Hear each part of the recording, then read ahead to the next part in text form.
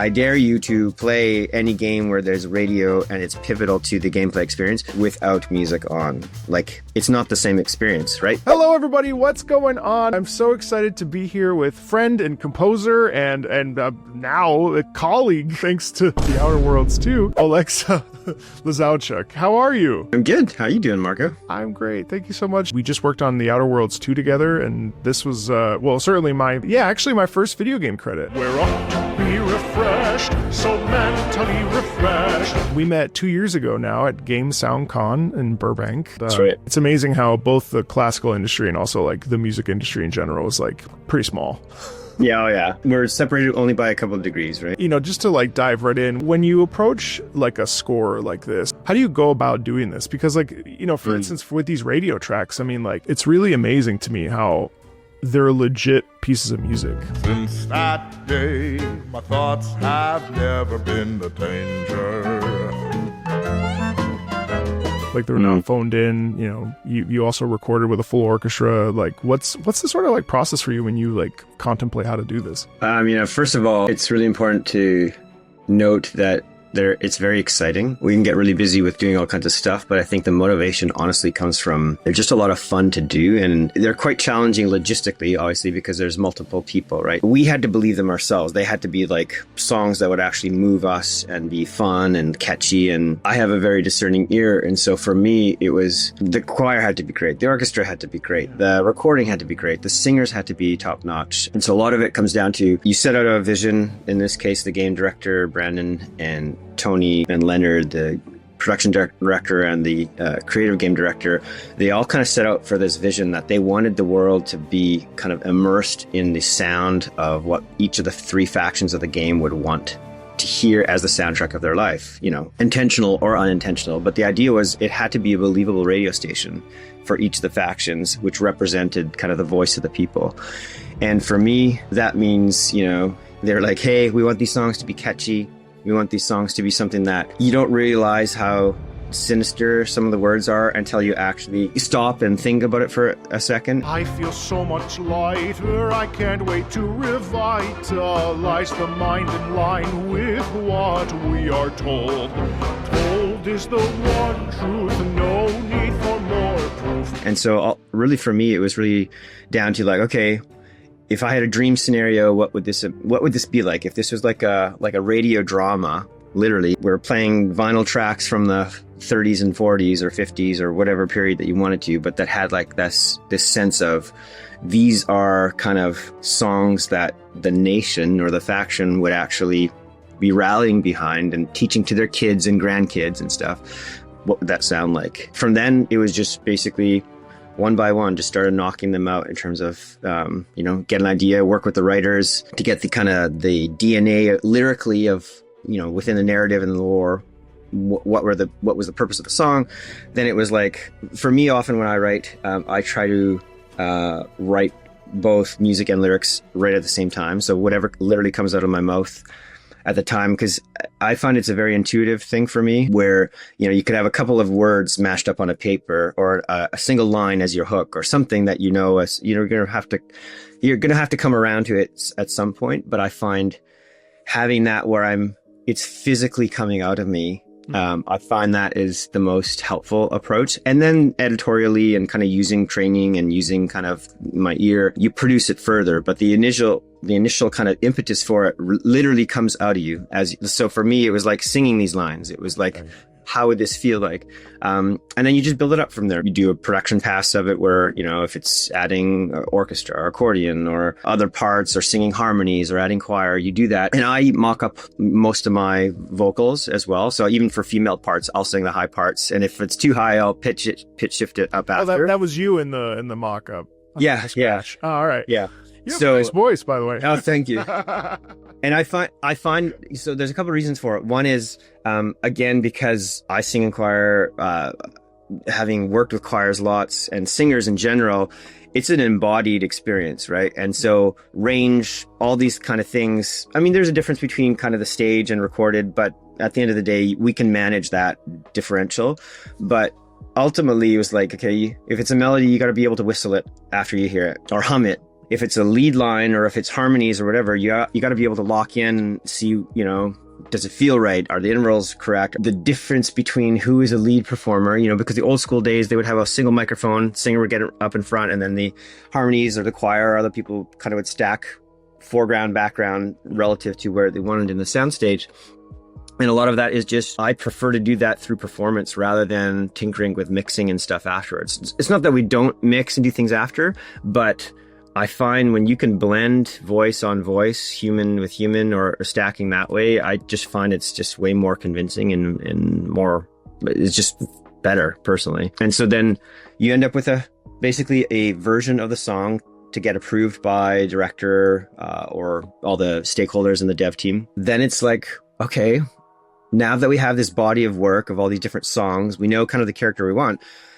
You know, I was talking to Mason and the rest of the team. It's like, who are the singers that could be great matches for this? And sometimes you're looking for character. You're looking for somebody, you know, I find most singers fall into two camps. People who are chameleons who can be anything to anyone, or people who have a very unique timbre and kind of delivery to their voices in songs where they can do that one thing, but only they can do that one thing, and they have that sound, right? And so it was a matter of finding who were those people that we wanted to bring in on the project, you know, because we had, in total, there were 60 songs. We ended up working on 20 of them, or 22 or 23 of them. But, you know, there's a lot of songs to work through, and you want continuity, but you also want variety as well, because you don't want to hear the same person over and over again. You don't want to hear the same range over and over again. And then once you got that lead line, you know, working with you, and even that process is interesting too, right? It's kind of like temp love, right? Once you get an idea in your head of the delivery and there's certain things which are very important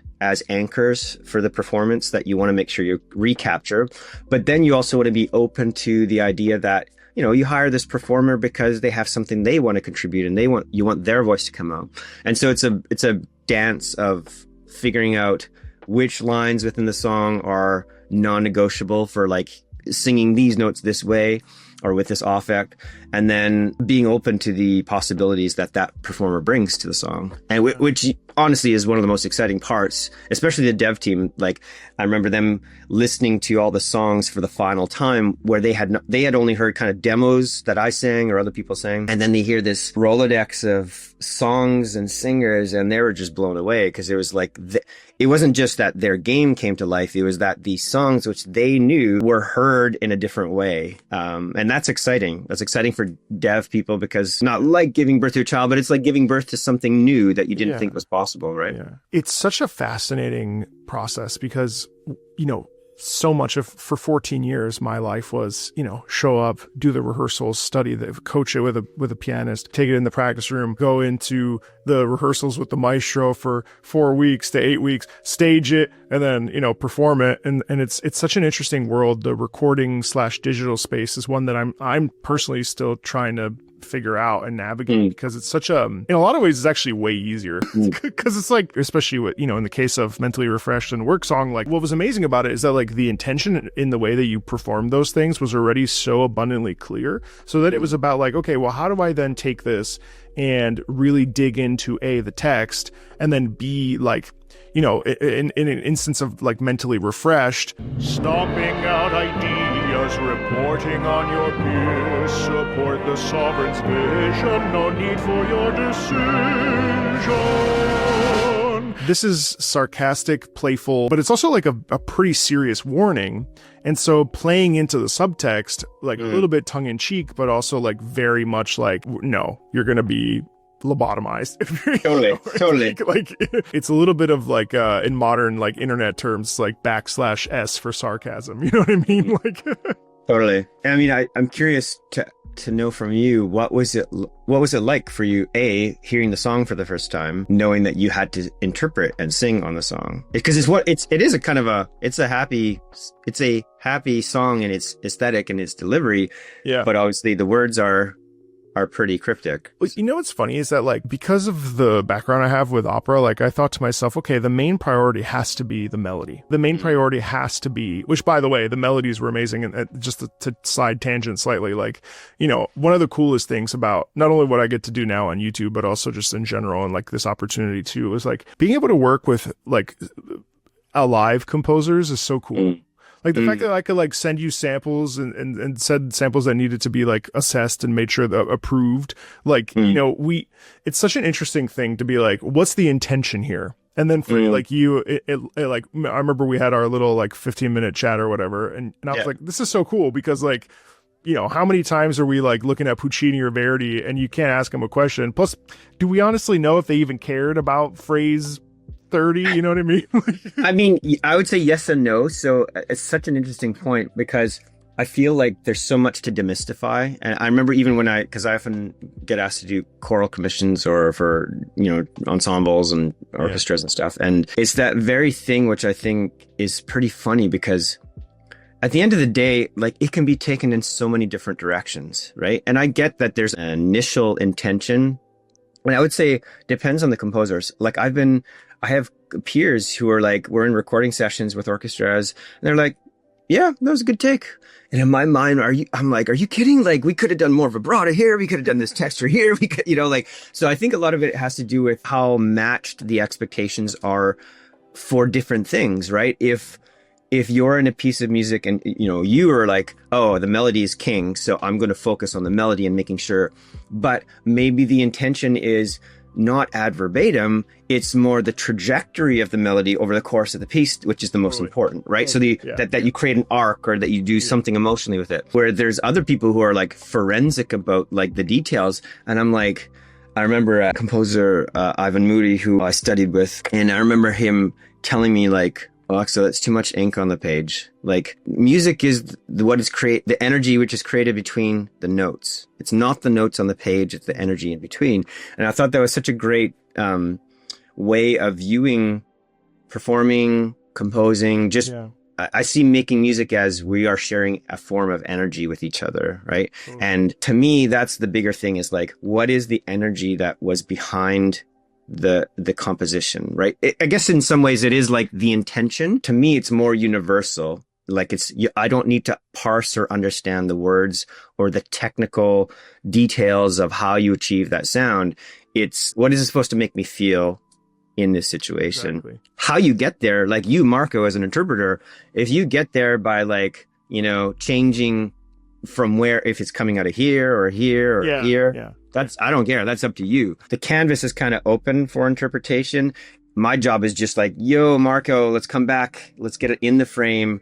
Right. It's right now it's sitting outside of the frame. Let's pull it back because this is the frame that we're working within. And I think that's for me, a much more helpful approach. But I would say in general, yeah, we kind of need to demystify this notion that composers are floating above in some space that you can't like at the end of the day, sure, we can get into the weeds and you might not understand what we're thinking. But at the end of the day, it's like, if we're writing stuff that's only for ourselves, then what's the point of making and sharing music, right? At the end of the day, it has to be something which you can, as a singer, interpret and feel like you can be a part of it as well. Otherwise, you know, that's better to just be left on its own and not shared publicly. Yeah, well, that's a whole separate conversation. I mean, like, so much of what I was doing probably, because, you know, we were doing a lot of workshopping of modern works and stuff, and I it was so funny, and I've told this to other people too, mostly like classical musicians that I introduced to video game music, which is a whole series I have, and it's interesting because so much of what I did, other than like the classics, was like trying to, you know, we would do like workshops for modern work, and a lot of it was so funny. I'll never forget. We were doing this work where there was a bunch of notes, and like it was jagged and rhythmic, and there was no melody. It was like a very like operatic writing, but it was like all about like every single consonant, every single note. And I remember my throat would kill. Popping up B flats and stuff, and it was so painful. And then we were doing a tour of La Boheme, and so then after that we finished this one thing, then I immediately went into rehearsing La Boheme to get it on its feet. And I tell you, it was like butter on toast, you know, like it was like wow, lyrical lines, like, and it's amazing how even stuff like that, like you just don't even think about it. But to go back to the original question, like, I mean, I was excited because both songs, well, it was funny because Work Song is pretty low, so I was immediately oh god, what do I do here? Yeah, I remember that. Let me try to pop it up the octave. Yeah, and then we fleshed out the bottom. Exactly, which is so cool. Even the fact that can be done, because so often in the opera world, it'd be like, well, that's not the right fit. But then with Mentally Refreshed, what I loved about it was that it reminded me so much of the musical classic Broadway. You know, I thought of like Guys and Dolls, Sit Down, You're Rocking the Boat, you know, and some of this brighter stuff that as a lyric tenor, you know, I rarely got the chance to do because I was always too busy singing like about how much I love The Soprano or, you know, whatever. Right. So for me, it was a blast because it's just, plus, you know, what I loved about it too is that it was written in what it felt like a colloquial way. So like the whole point is that anybody could sing it because it's kind of like an anthem, right? It's kind of like Broadway spectacle meets swashbuckling. Kind of, you could be in the pub, you could be in a Broadway, and it's just a grander experience. There's a lot of chromatic.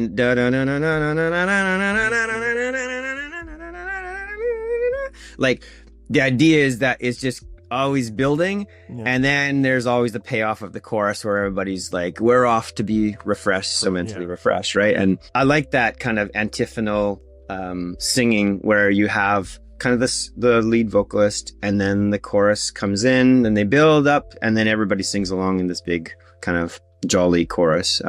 It's fun. 20s coded. It reminded me so much of like, do you ever watch those like old videos? Or I remember there were so many like Mario Del Monaco, you know, famous tenor singing something, and then the chorus was behind him.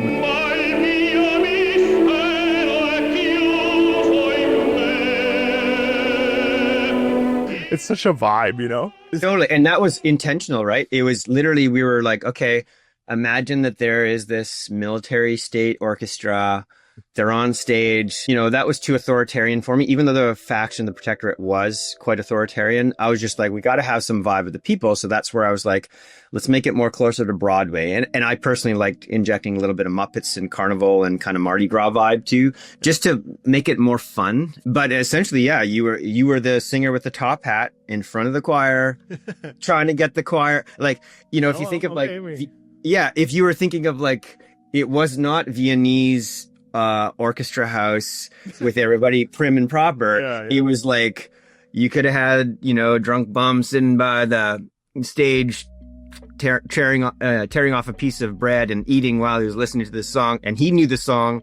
And then old Crumpety Joe, you know, 10 seats back, who was in a suit, could have also been singing along, but everybody was having a good time together, right? That was kind of how I viewed this. Was just it was a sing-along basically for a whole nation, right? The other thing I was thinking about, because I played a little bit of the game, and what I was most like sort of taken by, and I've experienced this obviously in certainly other Obsidian titles, but also in Fallout in general, is how much the radio is like pivotally important, because like it's like that companion, you know what I mean, that you like bring with you on the journey. Was that something that you guys like thought about when you were Oh, absolutely, yeah. So Brandon, the game director, that was world building is huge. That was one of the core kind of tenets of what we wanted to do and why Obsidian invested so heavily in the radio stations.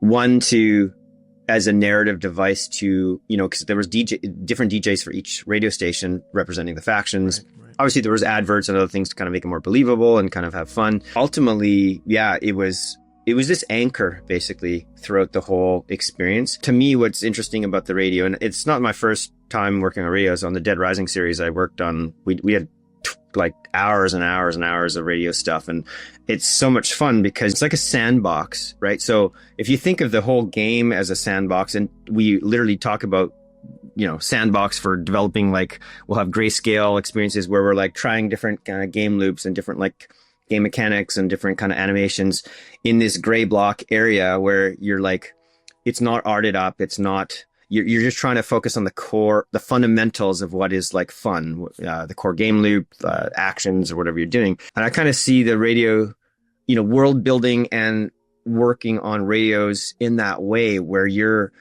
proving out what is interesting in the periphery, right? Because when you're playing your game, depending on your game style, you could be doing something which is masking the radio or masking even the main thematic music or other things as you're going, because, you know, depending on if it's a first person game or a third person point of view, like these things change how you hear your audio relative to your gameplay experience. But in the lulls in between, that's the glue of your whole game experience, right? I'm the type of guy who will never settle down. Having radio stations is interesting. Having them tied to factions in the world is also interesting, because then you're getting narrative clues of things to pay attention to. You're finding out more about this faction. Once you add songs, which also then give you more backstory, but also give you this emotional hook and this emotional kind of high to contrast sometimes the darkness on screen, or sometimes to just be like take you from funny to crazy,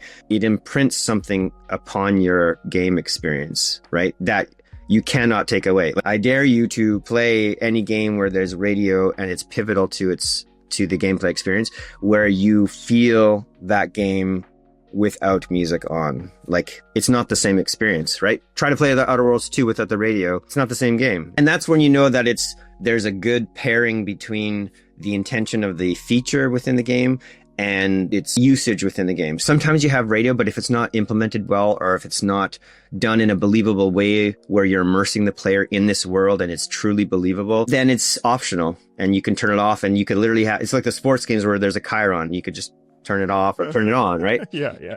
But that's not the case here. The case here is that it's kind of pivotal and it's integral to the gameplay experience. It can be quiet. It doesn't have to be in the foreground. Right. It does its job, which is like always kind of you have a true north, right? Of what you want the player to feel and be reminded of, and that's what it's doing all the time. It's kind of reminding you as you're playing through. So it's so interesting to have music as a narrative device. It probably always is in one way or another, but it's so interesting to have it, especially when you talk about, songs with lyrics and stuff like that being like that's a cornerstone of like environmental storytelling at that point. Let me ask you, as a composer, I know obviously you've worked in lots of movies and games now. Do you play games? Do you have time in your life? I don't. I watch other people. I study other people play games. My kids laugh at me because when we would try to play games together, I would get so overwhelmed. But like I would throw the controller down because my boys would laugh at me all the time. To answer your question, I treat people as user lab researchers. So I literally will watch and study them play stuff. And I find that is almost better, to be honest with you, because I'm kind of decoupled from it, where I can kind of nudge them and see how they go, and then I can actually watch physiologically how they respond to the content that we do. So yeah, a sort of analogy that I've kind of come to, because for me, obviously, like I always feel like music is fundamentally like one of the most, if not the most important aspect. Now, obviously, it's a family of things that exist together to create the product, but like the gameplay is the like filling, and the music is the crust. Interesting. Or even the like whipped cream on top, because like you kind of need the gameplay fundamentally. It's because the medium. But like when you're composing, what's the first thing you do when you like sit down with a new game? I mean, mine is pretty simple, straightforward. I'm like a vacuum. I ingest as much information as I can before I sit down, whether that's just really trying to understand what the director's vision is, or the game director's vision, or the stakeholders who have worked on this, because they often work on this for years before it gets to us, unless we're brought in really early. But I try to take in as much as I can, listening to references, things that they like. Some of them are like, this is really important to me. I don't know why, but clearly there's an emotional connection for them, or there's some narrative connection that's really interesting, or it's a direction they want to go. And I take it all in, and then I set it aside. And I know that it's always there simmering, basically. Like, it's in my mind. I've heard it. I kind of know. And then the next step is literally engaging with it in a very visceral way. So I'll do this often when I get like cinematics. And I did this on the Outer Worlds 2. I meet with the director to get all the kind of like notes before. But then when I actually sit down, I literally put it up in my session. I press record and I watch it for the first time. And I literally start either playing or singing whatever comes out right away, as melodically, harmonically, pacing, the whole bit. And it's literally 80% of the work is done literally in that first take. It's like being the audience for the first time. Yeah. The only difference is I have a kind of a way of making things and translating it in a way, and I perfect it afterwards. But that initial reaction is literally an honest, emotional reaction to what I'm seeing, taking into account all the technical details, all the narrative details, all the intentions that the director wanted to reach. But I'm doing it in real time, right? So even if I know like, hey, he's like, or he or she is like, hey, there's going to be this climax, and I want to make sure that we have this dip here, we do this. I'm aware of all those things as I'm going in, but I'm present in the moment and reacting to it in real time. So I'll do that, and then I'll go back, and often I'll tempo map out to the original performance because the original performance is actually spot on. Or more often than not, what happens is there's an internal tempo from how I respond. Like each scene has its own internal tempo, always. There's usually like a through line that you can figure out where you can subdivide or do other things with it. And basically that comes out kind of naturally because as you're watching it, if it's a film or a game or the pacing of animation in a boss battle, let's just say, there is an internal logic and there's an internal movement within it, which you feel, and then that just gets translated into what comes out of me at that moment. So that's my process. I know some other people are different. They'll do like, they'll start with the first 15 seconds and then just perfect that, and then they'll move to the next 15, and then I'll kind of do a linear approach. I tend to want to react emotionally and viscerally to that first encounter, because then it allows me to find those tentpole moments that I responded, and I'm not overthinking it. It's embodied for me, and I'm feeling it as it's coming out. So, if it's taking a melody which starts here and then goes up and then, like I'm responding to what's on screen in real time and either contrasting it or shaping it to follow suit with it, or maybe foreshadow or come after the fact. And I found that it's not a perfect approach, but for me, I find it's been the most organic and natural approach to it. I kind of feel that way when I go to interpret. That's so interesting, because oftentimes like I don't really script anything. Like I kind of just like push play and I'm like, oh, I feel this, or like listen to the way that the percussion does this, or like the horns moving in upwards must be a question or a period or whatever. It's like, it's so interesting how it seems like that's your instinct. Is that something you've done since you started composing, or was that something like innate, or is that something you find as you've gone? I think probably a combination of both. Like, and I think it's important to distinguish between that's the kernel, right? That's the DNA. Right, of course. Then you shape it, you mold it, you perfect it, you do whatever. Yeah. That extends to like working with conductors or working with musicians in situ. It's like you have a sculpture and then you're etching away you're making the final kind of tweaks, which really do make a huge difference in the end. But the core fundamental shape is there, and that can be as simple as like, okay, so I do that and then I go and do a cleanup pass, and I kind of, once I've got these tentpole things and I figured out the pacing for it, then I might be, let's change that harmonic, device here. Let's change the melody here because it's like too repetitive. And you tweak things as you go. It's like a sweater that, you pull one thread and it all falls apart. It's the same way when you have that experience, you've created an arc naturally, because there's a beginning, there's a middle, and there's an end, right? When you finish interpreting and responding to it, you've kind of created an arc. You might change the dynamics, how wide that arc is, how, all those kind of things, but you pretty much have a shape that you've either mirrored or that you've contrasted or done something to. So I personally find it very helpful. And then when it comes to working, say, with yourself or with the conductor or the people, then it's more about the individual elements along the way. It's like you pull back and you're like, yeah, this is working. And it's like, oh, hey, let's put a mordant on this. Let's let's dig into this a bit more. You know what? This is kind of boring. We're kind of staying with these sustained strings for too long. Half of you put on mutes. Half of you go closer to the bridge. Half of you do, whatever. You are producing and kind of perfecting a texture in real time.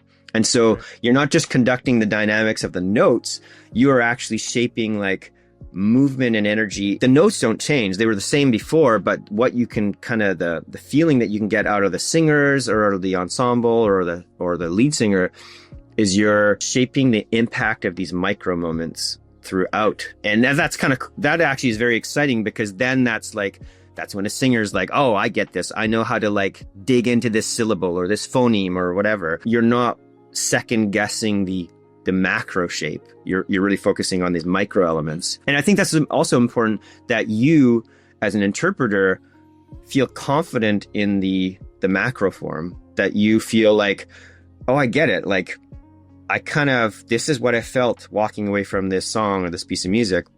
It's like, yeah, because it works. It has a structure which you can digest and you can make sense of. I find it very frustrating where you can't feel a connection to what you are experiencing If there's if there's right, if especially if it's like an hour long or 2 hours long, it's terrible. Game's 100 hours long, right? But if there's not a through line that you can at least place yourself within it or find some connection to it, then that sucks, right? And that means that the onus is on us as composers to make sure there's something that you can latch onto, a simple form, a simple trajectory, like something that you have to be able to latch onto.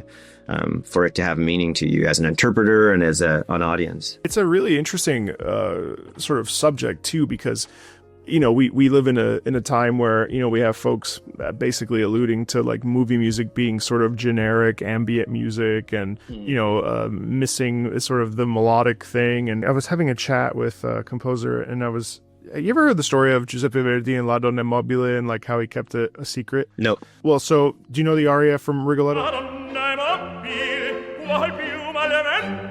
Yes. You know this? So apparently Verdi knew that was going to be a banger, so he like hid it so like no one knew, it didn't leak. And I always find this so interesting. And like when we talk, because video game music is so melodically heavy, especially when we think about the way that the technology's gone, and a whole separate conversation about how now we're using classical instruments, but it 30 years ago it was all like electronics. It's like channeled. It's like wild to think that we've gone all the way back to like. Anyway, do you think about when you're writing, you're like, this is a banger, like for instance, I mean, Really Refreshed, great melody, right? Yeah, we did actually. It's funny. I think by design, because the whole hope was that they would be bangers, but not all of them were bangers, but quite a few of them were, because I mean, for me, it was just, it put a smile on my face, and then I shared it with somebody else, a smile on their face, and then spreads. Yeah, it kind of spreads, and you can kind of tell. You just know, like, oh yeah, this is a banger. Or sometimes they're not bangers. Sometimes they're just evergreen, where they're like multiple people. Just it's pleasant. It's like it's something that is kind of like, I wouldn't say ubiquitous, but it's like, unless you're a grumpy old geezer, you're gonna enjoy it. So I wonder about that though, like melodic, like melody itself, like how does an earworm even come to be? It's the most fascinating thing. It's really is kind of magic. I was even thinking about this. I didn't mean to cut you off, obviously. No, it's good. When you were talking about your process and like starting it, it's like, where does it come from? It's so magical to me. You know what I mean? Like totally. It's a gift at the end of the day. And it's different than, I would say, the earworm nature of it, which is interesting because there's multiple levels, I would say, is like, you could have something that becomes an earworm because it's been on repeat and it's been reinforced. And then there's other ones which are just like, you get a group of people together who hear it together, like in a stadium or whatever. And it's like, that is something which is going to gain energy as more people sing it. And there's other ones that are like, it falls flat. I think there's just certain combinations of words, emotions, melodies, harmonies, rhythm, that it's kind of da na na na na na na na na na na, right? It's like, is that, but also the fact that it was done kind of like a you're in a football stadium and then it works, right? Like it's simple, but it's also like it elicits certain emotions. So I don't know. Sometimes it's lyrics, or sometimes it's just literally taking a word and, like, for example, taking the word stopping, right? I could be like, stopping, right? Just the fact that I did that to reinforce the notion of stopping kind of conjures a bunch of things. There's nothing really inherently interesting about stopping. It has two P's, but other than that, there's nothing really unique. So I think a lot of it just comes down to luck. Sometimes also just, I don't know. I don't even know why we respond to certain things and not others. There's clearly something which is shared. The only difference is we've become more sophisticated now with algorithms to know what is more popular and what is viral, right? So, but I don't think that's any different than all of humanity for all time. Like, there's always been things that have rallied people together and been more popular and have stood the test of time. It's a good question. All I know is when we were working on these, it was a goal to make them catchy and to have them be earworms. Whether the song was catchy or whether there was a moment or a hook in the song that was an earworm, or whether it was a melody, that I don't think you can control. I think that's just it reveals itself eventually. Fire. Yeah. It's like, right? You can strike the match, throw it into the brush, and then whether or not it takes, that's a whole separate. At this point in my sort of journey in this role that I have, I've listened to some 3,000 plus video game songs. And, wow. That's not even, what's crazy is that's not even really touching the iceberg. That's like, there's, so much, which is amazing. So hopefully I'll be in business, but also like going even further back, like it's amazing to me how like even in opera, the way that Puccini would write a melody or the way that Beethoven writes a melody or Mozart or Chopin, like it's so interesting to me how composers, you're able to essentially connect to some like this is so heady and like so spiritual, but at the same time I feel like you kind of have to be, because it's like we're talking about like metaphysical kind of stuff. And you know what else I also think about, not to go too far, it's like the idea that now that everything's digital and recorded, but there was a period of time where the only performance we ever got was live, and then it just went into the rafter and it was over. Yep. Or it became part of an oral tradition that was then shared and then reinforced and built, right? True. So, but yeah, what's interesting and what was kind of cool about the Outer Worlds 2 and which I really appreciated Obsidian and kind of Brandon and Tony and Leonard, their approach is they fought hard for getting budget for all these radio songs. And I thought, it made sense from a world building perspective and for reinforcing what the game needed, and it added a lot of value and richness to the game experience for the player. So that's awesome. But I was like, we employed tons of musicians, tons of singers. We expanded the art form. We added to the canon. There was instrument makers. There was, we used digital means by ways of recording, capturing, disseminating, all that kind of stuff. But at the end of the day, we brought people together, shared energy, shared laughter, experienced all these emotions. Hopefully the players get to experience those things. And then now there is also songs that people can now interpret and sing and do their own thing. Yeah, if they put it on YouTube or put it elsewhere, that's whatever, but they're engaging with the content, right? And I think that's pretty cool that video games allow you time to experience music in a long form of art and entertainment. But then there's also this repeatability and customizability where you can take what you've encountered, make it your own, and then do the same thing, And I think that's pretty cool because it's continuing what humans have done forever. It's just the tradition, right? The oral tradition of passing stuff that's down. Yeah. And I think cream rises to the top. Like, I don't know if these songs will last 100 years. That was the goal, that we would write stuff that at least a handful of them would survive. I think that's kind of the aim, is that you're creating stuff that's not just throwaway, right? It's not discardable. It's hopefully there's something there that is, gonna be wanting to be listened to in, 30 years from now. It's also such an interesting thing because there's the game players and then there's the game experiencers. And I do think those are two distinct, and everyone is allowed to enjoy games as they please, obviously. But like there's a difference in the way that we consume and digest musical products or music or gameplay experiences, or like a total package. And at the end of the day, like, I totally hear you on all that. Like, it's so interesting how, like, and now I play video games, and almost every single game I play, I'm listening to the music. Or, I'll see streamers that turn the in-game music off and they're listening to their radio. And so my instinct is like, well, that's not really good. You shouldn't do that. But then I'm also like, well, who am I to suggest what their musical experience is? Sure. I find games as a musical medium such an interesting and so unique compared to any of the other, even live or even movie music. Do you feel like there's like one of these areas that you sort of naturally gravitate to, having done like so much stuff? I don't have like a rank order of like, this is more important to me than this. I love working with people, to be honest with you. I love the game community because of that. I think that's, I was not sure, I played Rat Race and ColecoVision and Mario Brothers when I was a little kid, but I wasn't really a hardcore gamer at all. And then when I came into the industry about 20 years ago, I can honestly say over the last 20 years, I'm so grateful to be in this industry because the people are awesome. The process is fascinating, purely from a just human behavior and human possibility. Like, if you've never worked on a game for 5 years and see how hard it is and how complex it is to bring about a video game, all the processes, all the people, all the ups, the downs, like it is a beast to try to pull off making something. And so that's been really exciting, riveting, and also, it's kind of like we're trying to transform your body if you're a bodybuilder or something else. Like you don't realize how hard it is to change. But then when you get to the end and you actually do experience the change, you're like, how gratifying is it to see that you pushed yourself to the limit, right? Probably not actually that dissimilar from gamers who experience the game and are trying to get leveled up to the highest level that they can, right?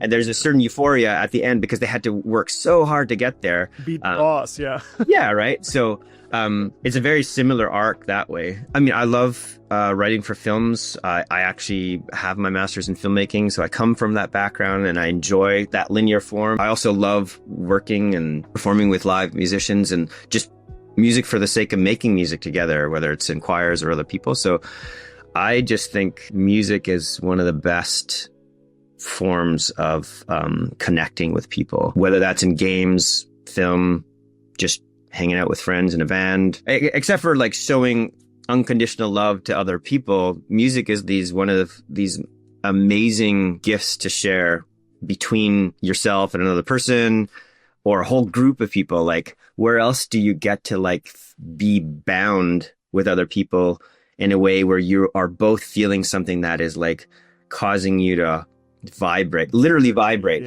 right? That synergy and stuff. I don't really care what it is. It's just, as long as I'm able to keep making music in whatever form, I think that will keep me in good stead for sure. It's so interesting, actually. I must tell you, like, between the Outer Worlds 2, and then I've just did a sponsored thing with Digital Extremes to do some singing stuff with Iron Mouse. So that was really cool. So I'm not a former professional opera singer anymore because of these two gigs. Like, I'm actually working again, which is kind of wild. Now it's not all every day, but like it's crazy to do like, well, I guess I should do some covers, like, but I haven't sung professionally, certainly not on a stage since 2018. And it's so interesting that now as a sort of, pundit, talking about the emotional qualities within music is one of these things where there's so much nuance. I'm sure you feel this way too. It's like music is the subtext for the things that we're saying.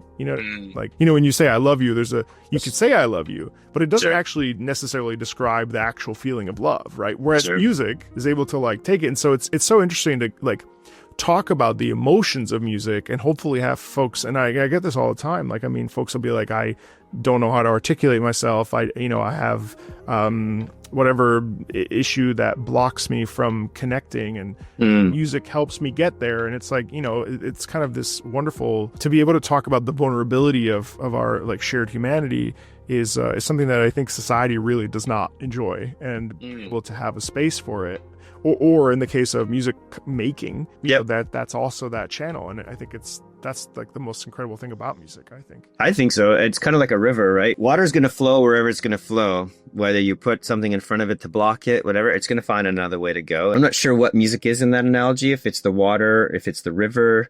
I'm not exactly sure. But to your point, the things which block the flow of that energy of the water going are, like you said, sometimes inhibitions or whatever things that get in the way of stopping that. And I think whatever we can do to help things flow. I mean, literally, that is my job as a music director or composer, is like, how can I create flow in this situation? In my own process, I'm like always like, how can I get rid of anything that gets in the way of creative flow? And my whole process of sitting down and having my initial thing, the reason I do it is because I don't want to be encumbered by like tools and gadgets and other, like, I can use those. And sometimes I'll use an instrument as the lead thing, and that becomes the way that I have flow coming through.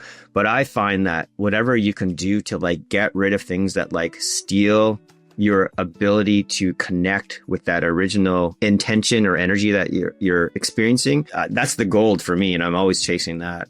Same thing with like musicians when we're doing performances. It's like, when you've nailed a take or when you've nailed a section, because it sings, there's a natural flow to it. It's not restricted. Your voice, like you said, it's like butter on toast. It comes out and it flows freely. And so in that sense, it's our job to allow that flow of energy to happen. What interesting insights too, because like I find that when I was in opera school, the third opera school I went to, I could be a doctor. I don't. Oh wow.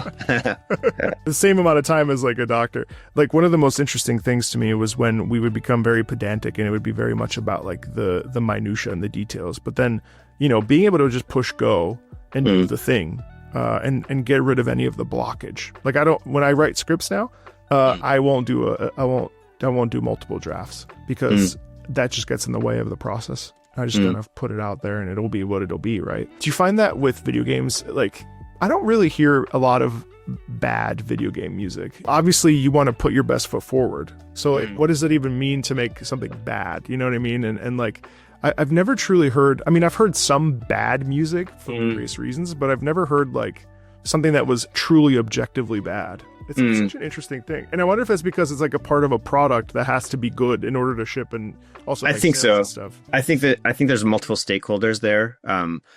Bad though could be like, I could still say like this is derivative and it's not original, right? So there's different ways of looking at that. But I would say, yeah, in games, usually you have so many stakeholders involved that essentially, even before you present it to your game director or the dev team, like you've gone through a lot of editorial. My wife is one of my best critics. She'll come in and she's like, oh yeah, Alexa, that's not your best. Like, you know, and I hated it. I hated it at first, but she knows me so well that and she knows my voice and she's like, nah, you can do better than that, right? And which is great. Like, rather than run from it, I'm like, once I get my ego kind of, you know, once I step back, I'm like, yeah, you're right, I could do that better. And I have peers that I've learned to trust that, like, when they say something, I take it into account.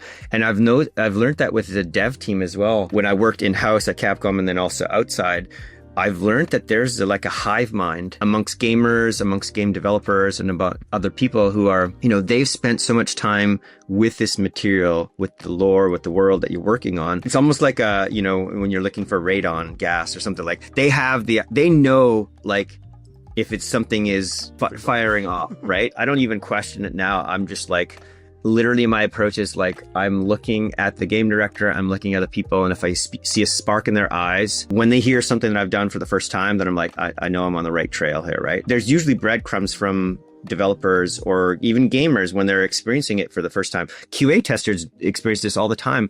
You know, if you watch footage in a user research lab of people who are experiencing a game for the first time, it's so obvious what is working and what is not working. And it comes back to this whole idea of flow. If something is working, it's so obvious. You cannot, like, there's no nuance. It's like, yes, it's working. No, it's not working. So coming back to your question, I think as long as you have people in your life to be those, you know, trusted people, you're not going to bring somebody in to just like rip your stuff up all the time. Yeah, right.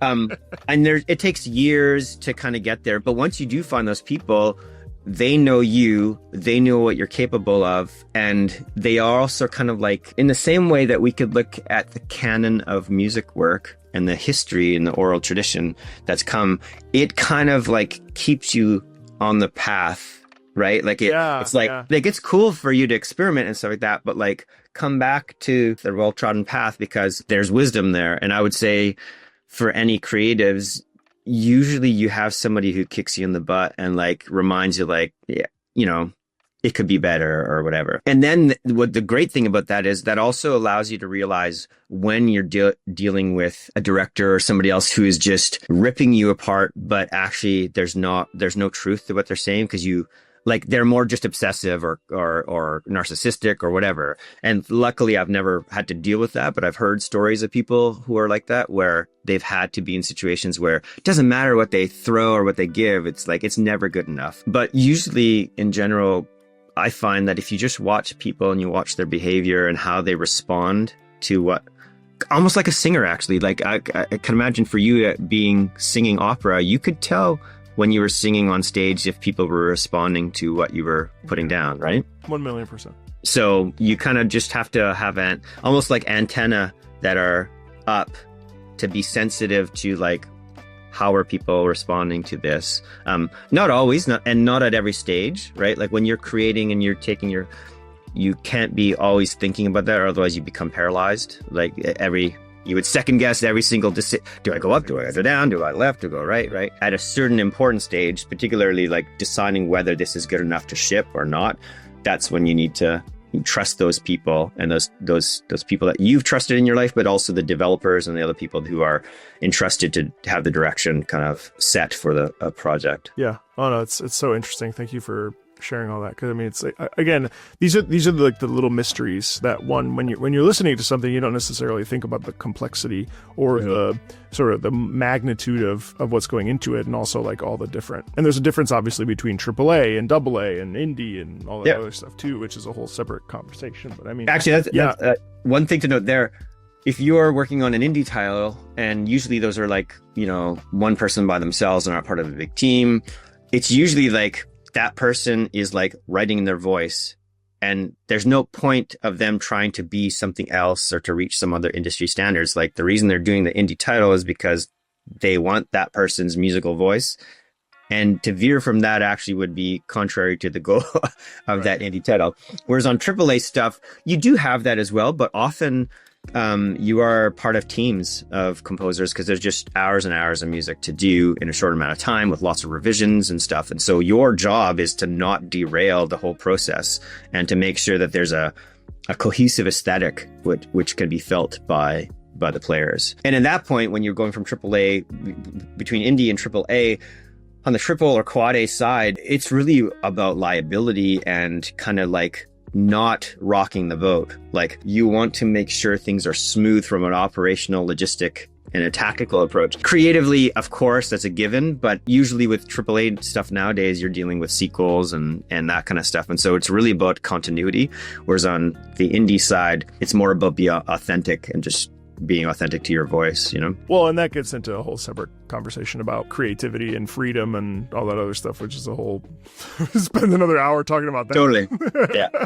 I really can't thank you enough. I mean, I feel, on a personal note, it feels like there's this was a delight. Outer Worlds 2 is such a cool title, and musically it was so satisfying to do and really efficient. And I felt like what was really cool for me is that I felt like I think we did like 2 passes, and it was really fun because the first pass of each song, I was fiddling with the mic, and like I was trying to like find my footing and trying to figure out how to sing the stuff. So like I remember sending them in for review, and it was like, it needs to be a little bit louder, a little bit more declaimed, a little bit stronger. And it was fun because because of my background, I am very used to like hyper, almost pedantic adjustments, and so to be given freedom to be like, oh, pull back a little bit and try it like this, that's so cool. And then for that second take to be like, great, it's so rare, and it was so, I think, very freeing, and it's amazing how like something like that is a very big confidence booster, because then you're able to be like, you know what, I know what I'm doing. Like, I've been doing this for near on half my life. Like, I know exactly how to deliver on this opera. No one's asking me to sound like Billy Joel. You know what I mean? Yeah, like, totally. So it's cool. It's cool to like lean into what you do and do it. And I just, I can't thank you and Mason and Jay. It's great. Yeah, no, you did a killer job. To me, what was cool about it was that earlier on I said there's 2 kinds of singers. There's the generalist, and then there's the very specific kind of, and I put you in these very specific. It's like, you are Marco. There's no point in not being Marco, right? That's why we hired you, because it was like, oh, you have a very specific voice. So, and I liked it because, I don't know, it was kind of like part of the way you delivered. Also, it added some cheekiness to it, which I appreciated. Almost like you had a monocle, actually, like as you were singing that stuff, right? And that's the kind of stuff where it's like, really, we only did like 2 or 3 takes of like, because once you hit it, right? Exactly. It's just for us to get to that place where it's like, no, you got to sit here. This is where we want you to be, because we need room now for the choir to take you over the top. We need room for the kazoos to come in, all this kind of stuff. So, and if you went too wide and too big in terms of the role of the singer, then we couldn't elevate it this way or this way with all those other elements. So which is so interesting, because like, we talk about phrasing and stuff, and it's like, if you sing everything the same volume and you don't have a place to go dynamically, then if you hold out one whole note the same way the entire time, exactly, kind of uninteresting. Whereas if you build and crescendo into the next phrase or whatever. Yeah. Well, listen, thank you so much, Alexa, for coming on and talking about this, and it was a treat to be able to like share not only obviously this is like the first time that people are hearing that I was in this game, but also just the fact that, you know, it's great. Like I said, it's great to talk to somebody who, you know, you have a very sophisticated and just very smart approach to music making, but also it's like also very emotional and stuff, which is so cool to like interact with, because, you know, I like people like that. So thank you for coming on and talking. Yeah, pleasure. Yeah, of course. Pleasure, Marco. Anytime, man. And keep doing your great work, man. It's great to have somebody kind of focus a light on game music. It's great. Yeah, no, it's my pleasure. It's my pleasure. And then thank you everybody for watching. I hope you enjoyed this. And thank you, and we'll see you later. Cheers. Bye.